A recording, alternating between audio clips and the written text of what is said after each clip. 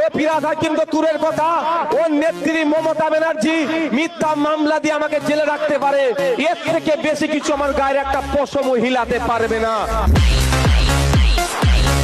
এই জমি চোর, ওয়াকাফ জমি চোর ফিরাদ হাকিম বাংলার মানুষকে বিভ্রান্তের মধ্যে ফেলার জন্য তিনার বক্তব্য একটা শুনলাম, তিনি বলছেন ওয়াকাফ সম্পত্তি নাকি দুটো সরকারের সম্পত্তি।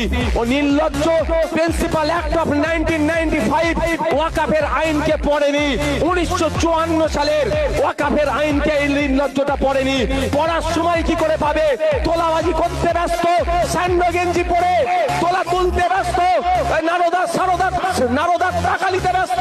ও নারদার টাকা নেবে না, আইনকে পড়বে ওই নির্লজ্জ বিহায়া। আমি এ ভাষায় কিন্তু কথা বলিনি, এবার আমাকে বলতে হবে। ওদেরকে যথেষ্ট সম্মান দিতাম, কিন্তু সম্মান নেওয়ার পাত্র যারা নয় তাদেরকে সম্মান দিতে হবে না।